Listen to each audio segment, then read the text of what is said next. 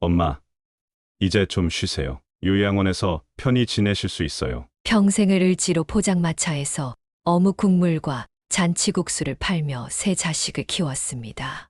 그런데 제가 힘들게 지켜온 포장마차와 땅을 자식들이 빼앗으려 하네요. 심지어 저를 정신적으로 무능력하다고 몰아세워 법적 권리까지 뺏으려 했습니다. 강 여사님, 자녀분들이 당신을 속이고 재산을 가로챘습니다. 그들은 당신의 땅에 고층 건물을 지으려는 계획이었어요. 변호사의 한마디에 제 세상이 무너져 내렸습니다. 제가 피와 땀으로 일구고 자식들의 입에 밥을 넣어주기 위해 지켜온 작은 포장마차 자리가 하루아침에 날아가 버린 겁니다. 과연 저는 제 삶의 터전을 다시 되찾을 수 있을까요? 아니면 자식들의 손에 버려진 제 생을 마감하게 될까요?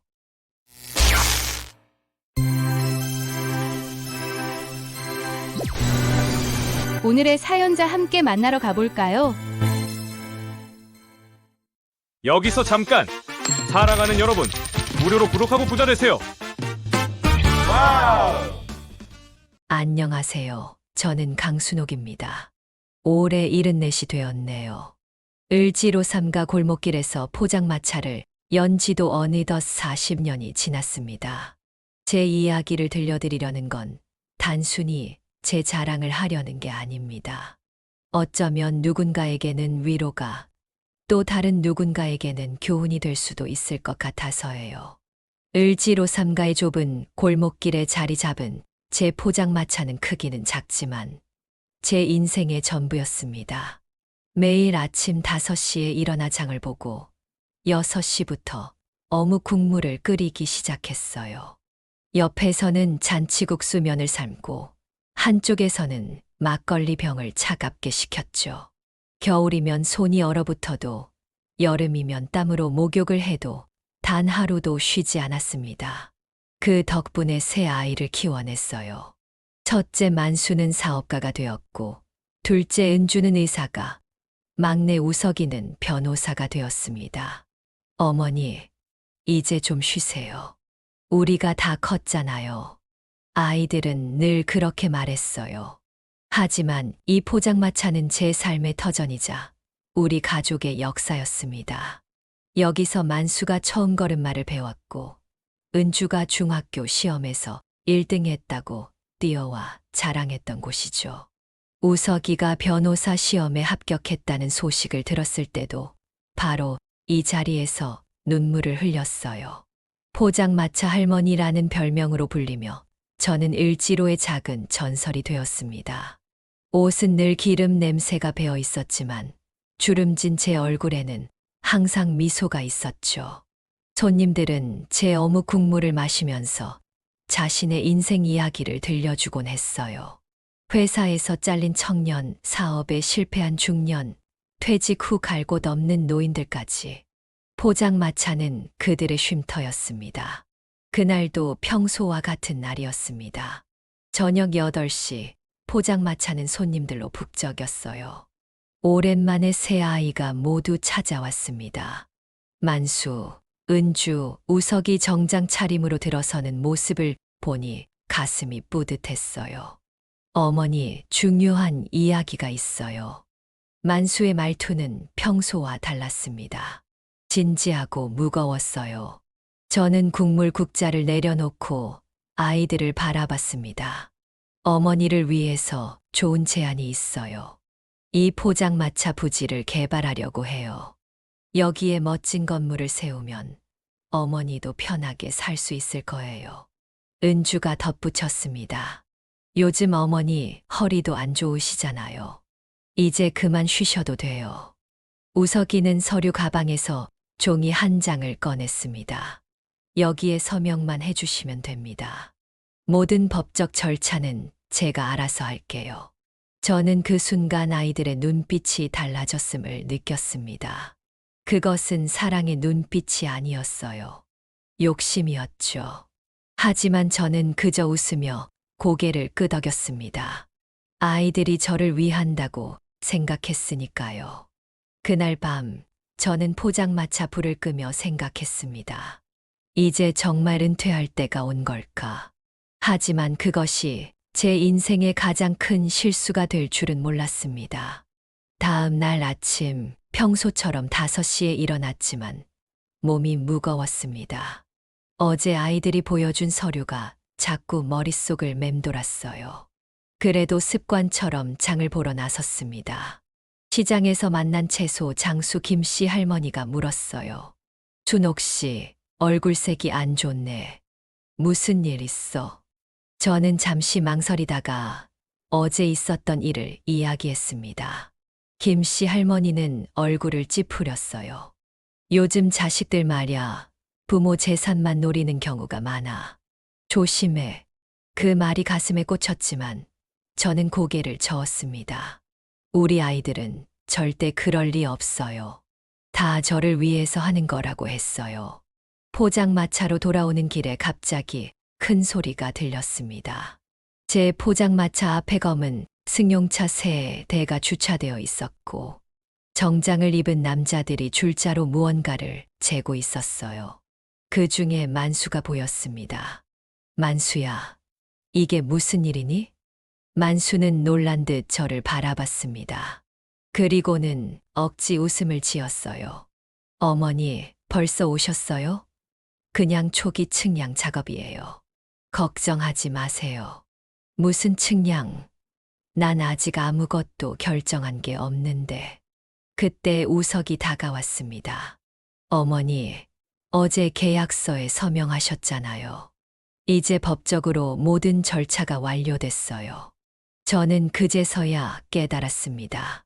제가 서명한 것은 단순한 동의서가 아니라 모든 권리를 넘기는 양도 계약서였던 거예요. 현기증이 이렇습니다. 잠깐만, 난 그런 계약서에 서명한 적 없어. 그냥 검토하겠다고. 은주가 다가와 제 팔을 붙잡았습니다. 어머니, 진정하세요. 어제 분명히 서명하셨어요. 기억이 안 나세요? 요즘 자주 깜빡하시잖아요. 저는 기억이 흐릿해졌습니다. 정말 내가 그런 계약서에 서명했나? 아이들은 제가 정신이 혼미하다는 듯 서로 눈빛을 교환했어요. 그날부터 모든 것이 빠르게 진행됐습니다. 일주일도 지나지 않아 포장마차는 철거되었고 저는 짐을 싸야 했습니다. 아이들은 친절하게도 최고급 요양원을 예약해 놓았다고 했어요. 어머니, 이제 편하게 쉬실 수 있어요. 매일 찾아갈게요. 은주의 말에 저는 고개를 끄덕였습니다. 하지만 마음 한구석이 무너져 내리는 느낌이었어요. 40년간 지켜온 제 삶의 터전이 하루아침에 사라진 거예요. 요양원 침대에 누워 천장을 바라보며 생각했습니다. 무슨 일이 일어난 거지? 내가 정말 정신이 흐려진 건가? 하지만 아니었습니다. 제 머릿속은 선명했어요. 서명한 건 검토하겠다는 서류였지. 양도 계약서가 아니었습니다. 가슴 속에서 분노가 일어났어요. 자식들이 저를 속인 거였습니다. 제 땅과 권리를 이용해 큰 돈을 벌려는 계획이었던 거예요. 그래, 이게 내 자식들의 진짜 모습인가? 침대에서 일어나 창밖을 바라봤습니다. 하늘은 여전히 푸르렀고 세상은 평소와 다름없이 돌아가고 있었어요. 하지만 제 세상은 완전히 무너져 버렸습니다. 요양원에서의 첫날 밤, 저는 눈물을 흘리며 잠이 들었습니다. 하지만 그것이 끝이 아니었어요. 제 인생의 새로운 장이 시작되려 하고 있었습니다. 요양원 생활 3일째, 문득 깨달았습니다. 이대로 무너질 순 없다고요. 가슴 속에서 불꽃이 타오르기 시작했습니다. 저는 간호사에게 전화를 빌려 제 오랜 단골 손님이자 친구인 박 형사에게 전화를 걸었어요. 박 형사님, 저 강순옥인데요. 도움이 필요해요. 이튿날 박 형사가 요양원을 찾아왔습니다. 그를 따라 오경수 기자, 이 변호사, 그리고 을지로 노점상 연합회장 최 씨까지 4명이 함께였어요. 모두 제 포장마차에서 30년 이상 국수를 먹어온 단골 손님들이었습니다. 할머니, 무슨 일이 있었던 거예요? 저는 모든 일을 털어놓았습니다. 자식들이 어떻게 저를 속여 땅과 포장마차를 빼앗았는지, 어떻게 저를 요양원에 강제로 보냈는지. 오경수 기자가 분노에 찬 목소리로 말했습니다. 이건 명백한 사기죠. 기사화해야 합니다. 이 변호사는 고개를 저었어요. 증거가 필요해요. 할머니께서 정신이 온전하시다는 의학적 소견과 계약서가 조작되었다는 증거가 있어야 해요. 그때 박 형사가 말했습니다. 계약서 원본을 봐야 해요. 우석이 사무실에 있을 거예요. 최 회장은 주먹을 불끈 쥐며 말했습니다. 우리가 도와드릴게요. 할머니. 을지로를 지키신 할머니를 위해 우리도 싸울 준비가 되어 있어요. 그날부터 우리의 작전이 시작되었습니다. 박 형사는 요양원 직원을 설득해 저를 하루 동안 외출할 수 있게 도와주었고, 오경수 기자는 자식들의 개발 프로젝트에 대한 정보를 수집하기 시작했어요. 이 변호사는 계약서의 허점을 찾기 위해 법률 검토를 시작했고, 최 회장은 을지로 상인들을 모아 지지 세력을 만들었습니다. 일주일 후 우리는 충격적인 사실을 발견했어요. 자식들이 설립한 정씨가문개발이라는 회사는 을지로 일대를 대규모로 개발하려는 계획을 가지고 있었고, 그중 제 포장마차 부지가 핵심이었던 거예요. 그들은 이미 대형 투자자들에게 수십억의 투자금을 유치한 상태였습니다. 더 놀라운 사실은 계약서에 제 서명이 조작되었다는 점이었어요. 우석이가 제 서명을 따라 그렸던 거였습니다. 이 변호사는 미소를 지으며 말했어요. 이제 역전할 수 있는 증거가 생겼습니다. 하지만 그때 요양원으로 돌아온 저를 기다리고 있는 사람이 있었습니다. 바로 둘째 은주였어요. 어머니, 어디 다녀오셨어요? 건강이 안 좋으신데. 그녀의 눈빛에서 의심이 보였습니다. 저는 최대한 평온한 척 대답했어요. 그냥 산책 좀 했어. 답답해서. 은주는 미소 지었지만 그 미소가 진심이 아님을 알 수 있었습니다. 어머니, 좋은 소식이 있어요. 개발 프로젝트가 승인됐어요. 곧 공사가 시작될 거예요. 저는 억지로 웃으며 대답했습니다. 그래? 잘 됐구나. 은주가 떠난 후 전화가 왔습니다. 박 형사였어요. 할머니, 조심하세요. 자식들이 할머니를 감시하고 있어요. 우리의 계획을 눈치챈 것 같아요. 저는 깊이 숨을 들이마셨습니다. 이제 더 신중하게 움직여야 했어요. 이것은 단순한 가족 분쟁이 아니라 제 인생을 걸고 벌이는 전쟁이 되어버렸으니까요. 괜찮아요, 박 형사님. 저는 이미 모든 것을 잃었어요. 이제 두려울 게 없습니다. 그날 밤 창밖의 별을 바라보며 다짐했습니다. 기다려라, 내 자식들아. 어미의 진짜 힘을 보여줄 테니. 제 내장 위기의 맛. 며칠 후 자식들이 모두 요양원을 찾아왔습니다. 평소와 달리 심각한 표정이었어요. 어머니, 중요한 이야기가 있어요. 만수가 입을 열었습니다. 그의 목소리는 평소보다 딱딱했어요. 요즘 어머니께서 이상한 행동을 많이 하신다고 들었어요. 요양원을 무단으로 이탈하시고 낯선 사람들과 만나시고. 은주가 이어받았습니다. 의사로서 말씀드리자면 어머니는 초기 치매 증상을 보이고 계세요. 기억력 감퇴, 판단력 저하.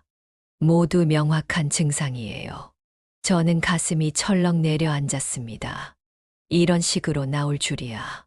우석이가 서류 가방에서 종이를 꺼냈습니다. 법적으로 어머니를 보호하기 위해 저희가 법정 후견인이 되려고 합니다. 여기 동의서가 있어요. 저는 손을 떨며 서류를 받아들었습니다. 성인 후견인 지정 신청서라고 쓰여 있었어요. 이 서류에 서명하면 저는 법적으로 무능력자가 되고 모든 결정권이 자식들에게 넘어가는 거였습니다. 난 서명하지 않을 거야. 제 목소리가 떨렸습니다. 만수의 표정이 굳어졌어요. 어머니, 이건 어머니를 위한 거예요. 최근에 판단력이 많이 흐려지셨잖아요. 맞아요, 어머니. 제가 진찰해 보니 분명히 치매 초기 증상이에요. 은주의 말에 분노가 치밀었습니다. 의사인 내 딸이 거짓 진단을 내리다니. 난 멀쩡해. 너희가 날 속이고 재산을 빼앗은 것도 다 기억해. 방 안의 공기가 얼어붙었습니다. 우석이가 조용히 말했어요. 보세요. 이런 피해망상도 증상이에요. 어머니, 우리는 어머니를 사랑해요. 그래서 더 걱정되는 거예요. 저는 눈물이 나왔습니다. 자식들이 이렇게까지 변할 수 있다니. 막내 우석이가 다가와 제 손을 잡았어요. 조금만 더 생각해 보세요. 내일 다시 올게요. 그들이 떠난 후 저는 창가에 앉아 울었습니다. 전화기를 들어 박 형사에게 전화를 걸었어요. 박 형사님, 자식들이 저를 치매 환자로 만들려고 해요. 전화기 너머로 박 형사의 목소리가 단호하게 들렸습니다. 할머니, 지금 당장 나오셔야 해요. 그들이 법원에 후견인 신청을 하면 모든 게 끝나요. 그날 밤 저는 요양원을 탈출했습니다. 박 형사의 도움으로 그의 누나가 운영하는 작은 하숙집으로 몸을 숨겼어요. 다음 날 아침 뉴스를 보니 충격적인 소식이 나왔습니다. 을지로 개발 사업의 불법 로비 의혹. 정씨 가문 개발 관계자들 조사 착수. 오경수 기자가 해낸 일이었습니다. 그는 자식들의 회사가 개발 허가를 받기 위해 뒷거래를 했다는 증거를 찾아낸 거예요. 그날 오후 이 변호사가 하숙집을 찾아왔습니다. 할머니, 좋은 소식이 있어요. 계약서 위조 증거를 찾았어요. 그리고 의사 친구가 할머니의 정신 상태가 정상이라는 진단서를 써줬어요. 이제 어떻게 해야 하나요? 이 변호사는 미소를 지었습니다. 이제 반격할 시간입니다. 그날 저녁 우리는 모여서 최후의 작전을 세웠습니다. 단순히 재산을 되찾는 것이 아니라 자식들에게 진정한 교훈을 주기 위한 계획이었어요. 자식들이 회사를 차렸다면 우리는 그 회사를 차지하면 됩니다. 최 회장의 제안에 모두가 놀랐습니다. 어떻게요? 주식을 사들이면 됩니다. 자식들의 회사는 아직 설립 초기라 주가가 높지 않아요. 을지로 상인들과 할머니의 단골 손님들이 모금해서 주식을 사들이면 됩니다. 이 대담한 계획에 모두가 동의했습니다. 그리고 저는 깨달았어요. 포장마차에서 40년간 국수를 팔며 쌓은 진짜 재산은 돈이 아니라 이렇게 저를 도와줄 사람들이었다는 것을요. 다음 날부터 우리의 작전이 본격적으로 시작되었습니다. 최 회장은 을지로 상인 300명에게 연락해 모금을 시작했고, 오경수 기자는 자식들의 회사에 대한 부정적인 기사를 계속해서 내보냈어요. 주가가 떨어지기 시작했습니다. 한편 이 변호사는 법원에 계약서 위조와 사기 혐의로 고소장을 제출했고, 박 형사는 경찰 내부에서 수사가 신속히 진행되도록 도왔습니다. 일주일 후 자식들에게서 전화가 왔습니다. 어머니, 어디 계세요? 다들 걱정하고 있어요. 제 목소리는 평온했습니다. 걱정 마라. 난 잘 지내고 있다. 어디 계신지라도 알려주세요. 찾아뵐게요. 그럴 필요 없다. 조만간 내가 찾아갈 테니. 전화를 끊고 저는 깊은 숨을 내쉬었습니다. 그들의 목소리에 동요되지 않기 위해 마음을 다잡았어요. 이틀 후 충격적인 소식이 들려왔습니다. 정씨 가문 개발의 개발 허가가 취소되었고 회사 주가가 폭락했어요. 투자자들은 투자금 회수를 요구하기 시작했고 자식들은 위기에 처했습니다. 지금이 적기예요.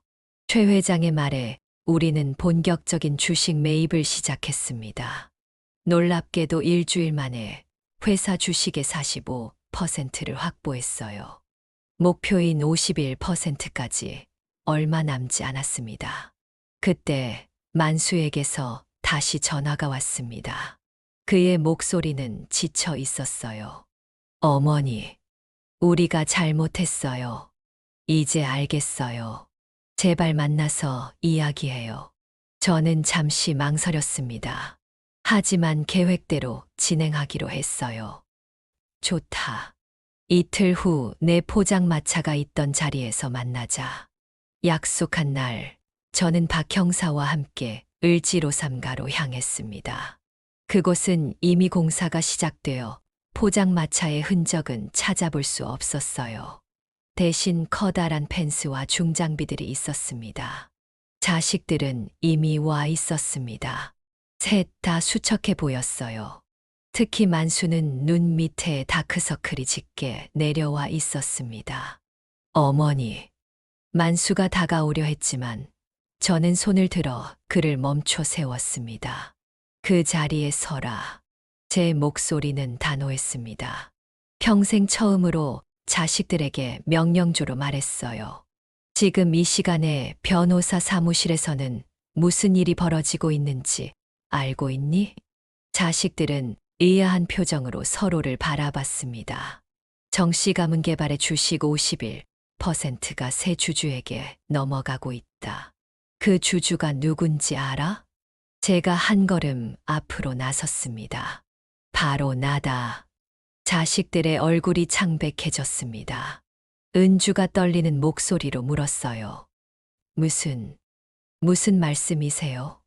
내가 40년간 국수를 팔면서 사람들에게 베푼 정이 이렇게 돌아왔다. 을지로 사람들이 모금해서 주식을 샀어. 이제 그 회사의 대주주는 나란다. 우석이가 주저앉았습니다. 그제서야 모든 상황이 이해되는 듯했어요. 어머니, 우리가 잘못했어요. 제발. 저는 고개를 저었습니다. 이제 와서 그런 말이 무슨 소용이 있겠니? 내일부터 세 사람 모두 해고다. 그리고 이 땅도 다시 내 소유로 돌아온다. 만수가 무릎을 꿇었습니다. 어머니, 기회를 주세요. 우리가 잘못했어요. 가슴이 아팠지만 단호하게 말했어요. 기회, 너희가 나한테 어떤 기회를 줬니? 포장마차를 빼앗고 나를 요양원에 가두고 치매 환자로 만들려고 했잖아. 은주가 울먹이며 다가왔습니다. 어머니, 정말 죄송해요. 욕심이 앞섰어요. 이제 와서 뭘 어쩌라고. 가라, 모두 다. 내일 변호사를 통해 연락하마. 자식들은 고개를 숙인 채 자리를 떠났습니다. 그들이 떠난 후 박 형사가 물었어요. 정말 저렇게 내보내실 건가요? 저는 깊은 한숨을 내쉬었습니다. 아직 끝나지 않았어. 진짜 교훈을 가르쳐야지. 다음 날 아침, 저는 정씨가문개발 사무실로 향했습니다. 직원들은 모두 놀란 표정으로 저를 바라봤어요. 최 회장이 앞장서서 안내했습니다. 이분이 새로운 대표이사 강순옥 회장님이십니다. 회의실에는 자식들이 긴장한 표정으로 앉아 있었어요. 그들 앞에 앉으며 말했습니다. 오늘부터 이 회사는 새롭게 출발한다. 이름도 을지로 상생개발로 바꾸겠다. 자식들은 아무 말도 하지 못했습니다.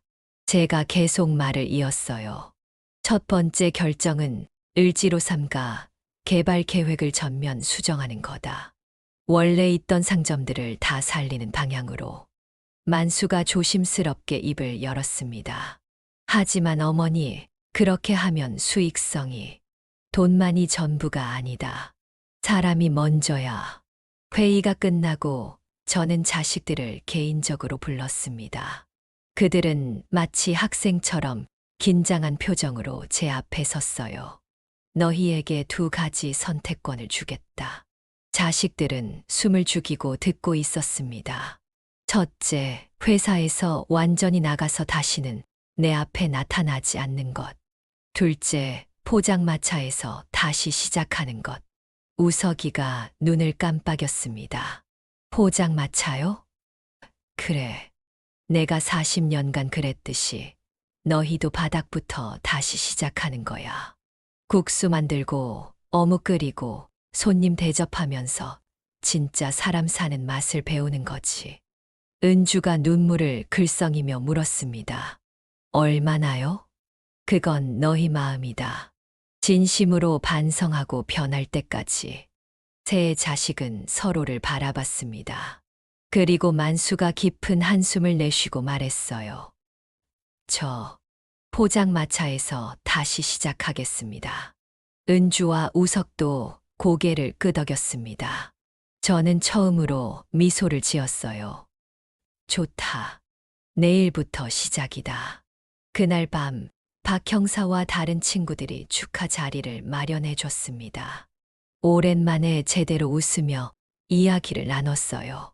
할머니, 너무 대단하세요. 완전히 역전시키셨어요. 저는 웃으며 대답했습니다. 사실 처음부터 자식들을 내쫓으려던 건 아니었어. 그저 교훈을 주고 싶었을 뿐이야. 이 변호사가 물었습니다. 정말 포장마차에서 다시 시작하게 하실 건가요? 당연하지. 내가 자식들을 어떻게 키웠는지, 그 과정에서 무엇을 놓쳤는지 깨달아야 해. 그렇게 제 인생의 새로운 장이 시작되었습니다.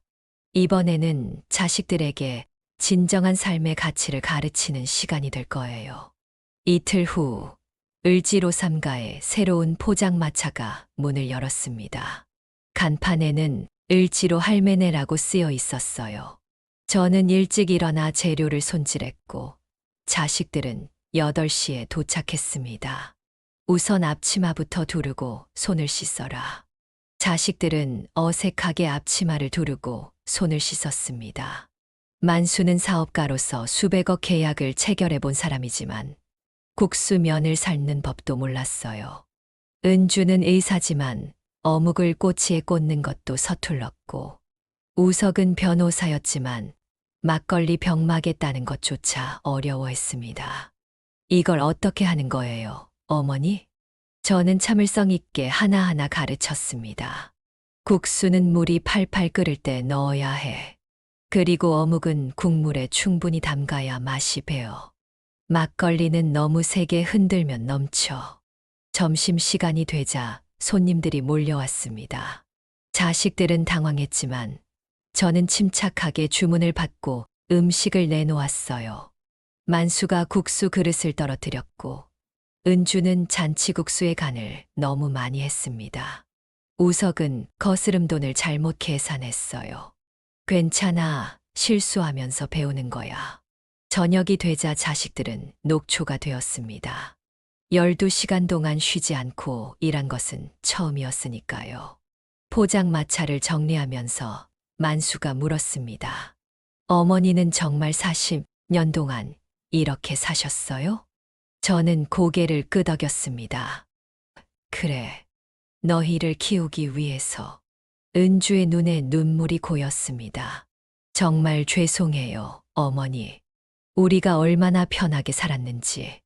어머니의 희생이 얼마나 컸는지 몰랐어요. 우석이 말했습니다. 저희가 가진 거, 이룬 거, 다 어머니 덕분인데 배은망덕했어요. 저는 아무 말도 하지 않았습니다. 자식들의 마음이 조금씩 변하고 있음을 느낄 수 있었어요. 이틀째 되는 날, 오전부터 비가 내렸습니다. 그래도 포장마차는 열었어요. 비를 맞으며 일하는 것이 얼마나 힘든지 자식들이 직접 경험해 보길 바랐으니까요.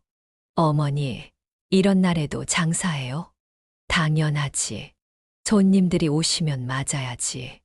그날은 손님이 많지 않았지만 오히려 자식들과 이야기할 시간이 많았습니다. 만수가 물었어요. 어머니 정말 평생 이렇게 사셨는데 후회 안 하셨어요? 저는 잠시 생각했습니다. 물론 힘들 때도 있었지. 하지만 너희가 잘하는 모습을 보는 게 내 삶의 보람이었어. 다만 너희한테 돈보다 중요한 가치를 제대로 가르치지 못한 게 내 잘못이야. 우석이 고개를 숙였습니다. 저희 잘못이에요, 어머니. 그날 밤 포장마차를 닫으며 제가 물었습니다. 그래서 내일도 올 거니? 세 자식이 고개를 끄덕였습니다. 그들의 눈빛이 달라져 있었어요. 뭔가를 깨달은 듯한 빛이었습니다. 일주일이 지나자 자식들은 포장마차 일에 익숙해졌습니다. 만수는 손님들과 대화하는 법을 배웠고, 은주는 국물 맛을 내는 비법을 터득했으며, 우석은 효율적으로 주문을 받는 시스템을 만들었어요. 어느 날 저녁 포장마차를 정리하면서 만수가 말했습니다.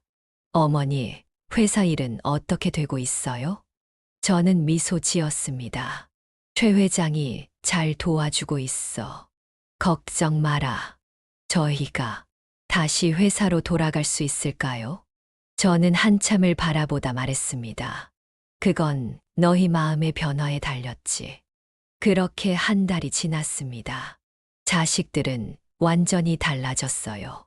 포장마차에서 흘리는 땀의 가치를 알게 되었고, 손님들의 웃음이 주는 보람을 느꼈습니다. 무엇보다 가족의 의미를 다시 깨달은 것 같았어요. 포장마차 생활 2달째, 비가 내리는 저녁이었습니다.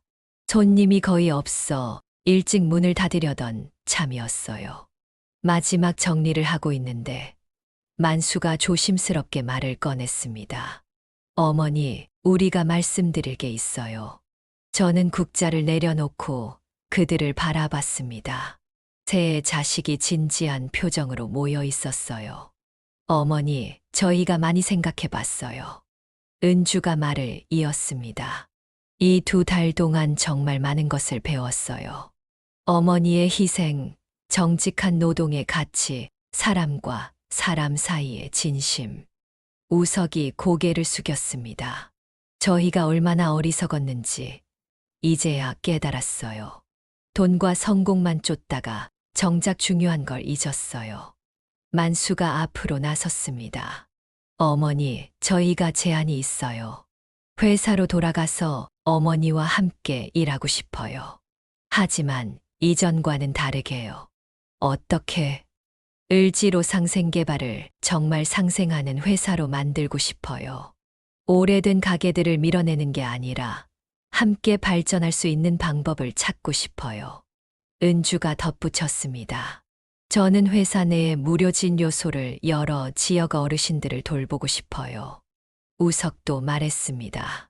저는 을지로 상인들을 위한 법률 지원 센터를 만들고 싶어요. 그들의 권리를 지켜드리고 싶어요.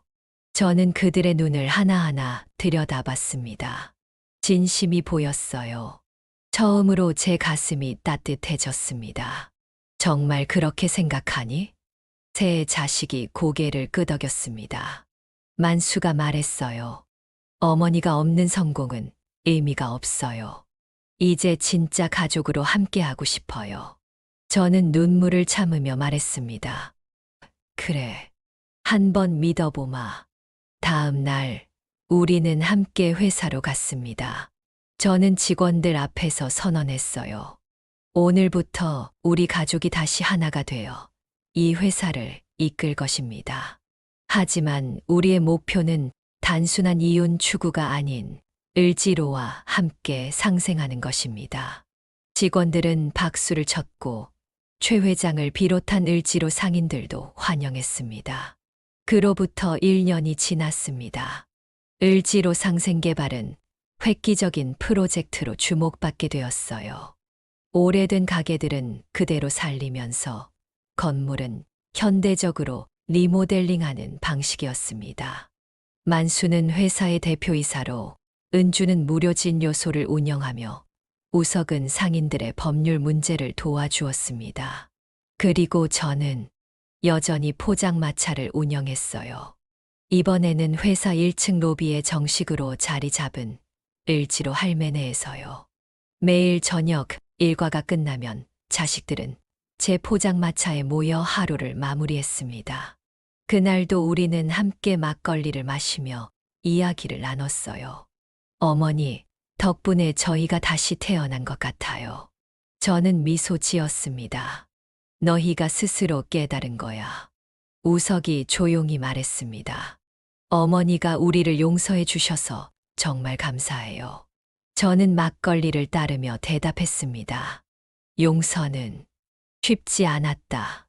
하지만 미워하는 것보다 사랑하는 게 더 행복하더구나.